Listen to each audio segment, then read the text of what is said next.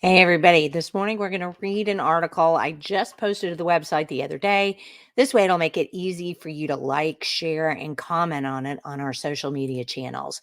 So I wrote an article, Kyle Hilbert or Tom Gann for Oklahoma Speaker of the House. Hint, Hilbert pays camp and is funded mainly by PAC dollars. So let's see what we said here. No general Oklahoma voter can exercise their vote for one of the most important political positions in the legislature, Speaker of the House. Why, you might ask? Though that's an excellent and a reasonable question, I honestly don't know. But as long as I've been aware, we've had to rely on our elected House representatives to do that for us, often in a secret vote. What, you might say, how can the leader of the House, the one that picks the committee chairs, the one that decides what bills are heard, the one that sets the tone for the House of Representatives, and can break a tie with their vote on any contentious legislation heard in committee, not be voted on by Oklahoma voters, though he or she would lead one entire half body of our legislature? Well, again, that's a really great question. Here's what it says about the process in an article announcing Hilbert's election, because there's nothing on the Oklahoma legislature website that explains how the Speaker of the House is elected. Under majority caucus rules, the speaker designate for the upcoming legislature is selected through a caucus election on the first Monday in March during election years. The 60th legislature will be seated after November's elections and convene for its first session in 2025.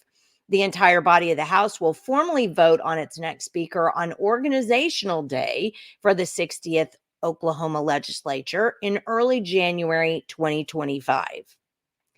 Majority or the Republican caucus rules can change every year, so that's a comforting notion. Last year, the current speaker and longest in the position of speaker in Oklahoma, Charles McCall, was term limited. Oklahoma has 12-year term limits for every legislative office. Though 29-year-old Kyle Hilbert of Bristow, who will be the youngest ever to serve as Speaker, was elected by the Republican caucus last spring on the first ballot of the secret vote inside a Republican caucus meeting. Representatives Lonnie Sims and Kevin West also vied for the position. And I've actually included a little bit about Hilbert through Ballotpedia. If you'll go to rope2.org, find the article that I've written and click on the links. But not so fast. There's at least one other vote for House Speaker, so Hilbert's ascendancy isn't written in stone. And why shouldn't there be another vote? Some of the members of the House at the time of the first vote were either term limited or voted out in the primaries, like Kevin Wallace. Some still face a candidate in the November 5th election. Why should representatives who won't even be seated in the House during 2025 vote on the speaker position instead of the newly elected representatives who will serve in the legislature? Recently, Representative Tom Gann of Enola has thrown his hat in the ring to challenge Kyle Hilbert for speaker. And I've also added a bit about Tom Gann from Ballotpedia. I thought it might be interesting to compare the two candidates. So I went through the Oklahoma Ethics Guardian system and pulled their ethics reports, and I did so through January and August of this year, just that period. So for the first 3 quarters of the filing year. To make it easy to read, I loaded both contributions and expense data for each candidate into an Excel spreadsheet. Here's Tom Gann's. Representative Gann has been in the House since 2016. Okay, there are Tom Gann's. There's the reporting period, what his balance was, who donated to him, individuals, lobbyists, PACs, affiliations, tribes. The answer is nobody. And his expenditures. And here's the reporting period. He paid for web hosting and repaid a loan he made to his campaign last year. Here's Kyle Hilbert's. Hilbert has also been in the Oklahoma House since 2016. All right, so here's the reporting period, just January to March. Here's the balance that he had coming into that reporting period, $181,838.39. He was given $1,900 by individuals. Lobbyists, he was given $4,750. PACs actually gave him $48,650.66. And individuals that were associated with some kind of industry or business gave him $20,657.67. Tribes gave him $2,950. So that's just for the first quarter. His expenses for the first quarter included a payment to Camp for web hosting services and a political consulting firm called James Martin Company for $11,390. So he, in expenses, actually paid the campaigns of a number of different Oklahoma representatives. Here for March through June, the balance for the period in his account at that time was $147,642.49. He had a PAC donation for $5,000. And then his reporting period contributions from June to August, the balance for that period were $146,567.56. Lobbyists gave him $1,000. PACs gave him $17,500.66. So his expenses for March to June were, again, he gave candidates in the House some money for their candidate accounts.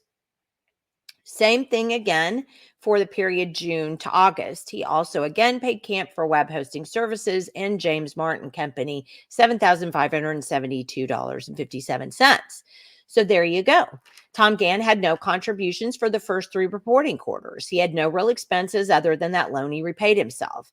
During that same time period, Kyle Hilbert took $1,900 from individuals, including former legislators, $5,750 from lobbyists, $61,151.32 from 38 different PACs, 9 originating from out of state, $20,657.67 from individuals associated with some kind of a business. So, for example, what you would see was John Smith, CEO of XYZ Corporation, and $2,950 from 2 separate tribes for a total of $92,408.99. I didn't list all of Hilbert's expenses here, but I did pick out his payments to other House members, which totaled $97,200. He also paid Camp and James Martin Company for his political needs.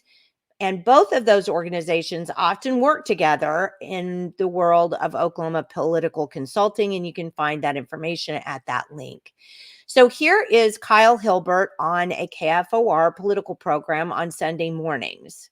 Kevin Wallace. Well, I'll say I'm all in for Kevin. I'm all in for Kevin Wallace, and on August 27th, he's going to win. I'm very confident. I was on the ground last Friday in Stroud, Oklahoma, door knocking as a speaker designate. That's my number one job, is to elect and reelect Republicans. And what people should know, Kevin Wallace has been the appropriations chairman for several years now. We now have the savings and reserves as a state that are better than we've ever had in the entire history of the state of Oklahoma. And because of his leadership and because of a bill that he passed on the House floor in 2023, Thursday of this week, August 29th, the largest tax cut in the history of the entire state of Oklahoma goes into effect. Every Oklahoman, every American has been feeling the pinch at the grocery store due to inflation. Thanks to Kevin Wallace, they're going to get a 4.5% cut on August 29th. And that's a real impact. And I think the voters of Lincoln County and Perkins and Logan County, they're going to know that, and they're going to send it back. All right. Wow. Okay. So according to him, his job is to get Republicans elected to office. Clearly, he's not read the Constitution. That's not his job. His job is to protect the liberty of his constituents. Please also note he was convinced that former chair of the House Appropriations Committee, Kevin Wallace, would be reelected. In a stunning victory for liberty in Lincoln and surrounding counties, citizens came out during a hot July primary to unelect Kevin Wallace because he was more interested in special interests than his own constituents. Looks like maybe so is Kyle Hilbert. Interestingly, a PAC called the Wolf PAC was created in 2023 to work for Oklahoma's legislative future, quote unquote. The PAC is run by people I profiled in my article, The Corruption Belt, diagramming Oklahoma's dark money web, political consultants, and PAC treasurers. The treasurer for this PAC is Dustin Hilliary, part of the Oklahoma Hilliary Communications Network. The Hilliary family are very involved in Oklahoma politics and frequently donate to Oklahoma campaigns. The following is a quote from a Fox 25 article, Oklahoma's Broadband Office reboots process for distributing $382 million in federal funds amid concerns. The Hilliary family are big political donors, including to Governor Kevin Stitt and State Superintendent Ryan Walters. We looked at the Hilliary's political contributions since 2015 and found they donated $705,803.20 to candidates and PACs that support them. $249,350.60 of that came directly from Hilliary Communications co-CEO Dustin Hilliary. In April, Dustin was appointed by Governor Stitt to the Oklahoma State Regents for Higher Education, even though Dustin himself does not hold a college degree. Here's an invitation for a fundraiser for the PAC. Note that James Martin Company, who has paid many multiple thousands of dollars by Hilbert's campaign account, is taking the RSVPs.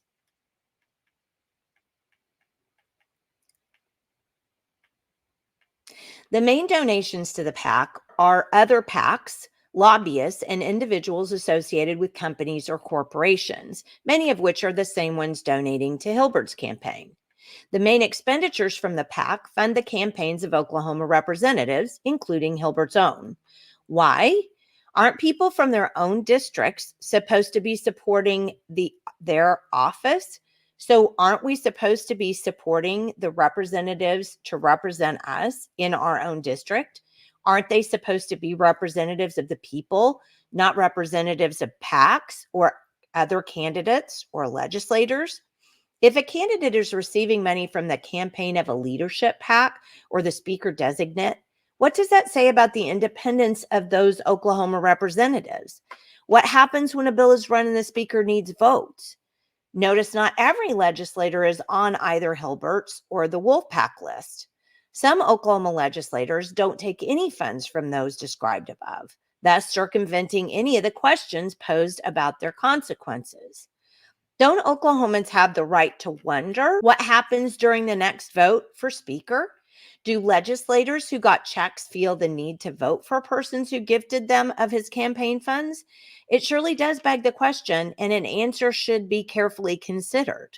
Now, I'm not saying that happens. I'm not saying every representative who gets money from one of these accounts is subject to that. But it does beg that question. In contrast, here's a video of Tom Gann, and you can find that at the link, during an October 8th interim study held at the Capitol, which described how Oklahomans can lose a host of their constitutional rights when police officers pull over cars and use data captured by automatic license plate readers.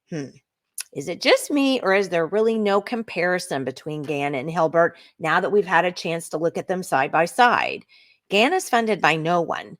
Hilbert is funded by PACs and lobbyists and individuals who represent or work with large corporations and businesses within the state. People who could very well have a stake in legislation run through the legislature.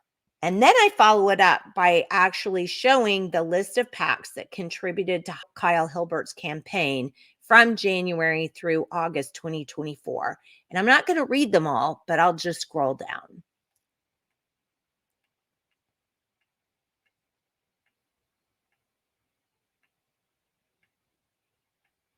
There you go, with at least 8 of them out of state.